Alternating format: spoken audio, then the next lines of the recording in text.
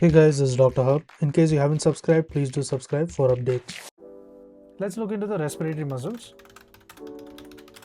So here in the respiratory muscles, first we look at the quiet respiration. The quiet respiration. So here the inspiration, there is a rib elevators, it includes the diaphragm, and also the external intercostalis. So there is diaphragm as well as the external intercostalis. So in case of expiration, that's in case of quiet respiration, the expiration, that is a rib depressors, it is passive. So moving on to the deep inspiration. So in deep inspiration, we have the presence of external intercostals. There is scalene muscles. The scalene muscles are present. The SCM, that is sternocleidomastoid. Next is the levator costarum. The serratus posterior superior, serratus posterior superior, and the innermost intercostalis.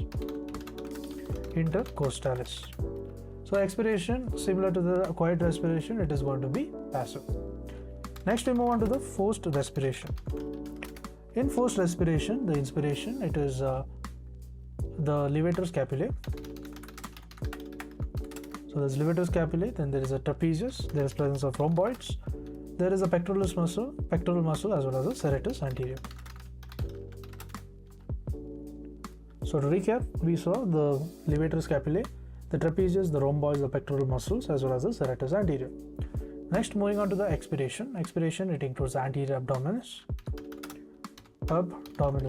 So previous to quiet and deep, we never saw the expiration, it was passive.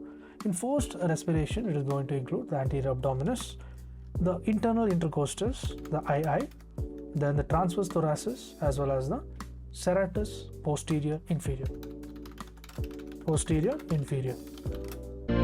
To learn and grow daily like this, please do subscribe.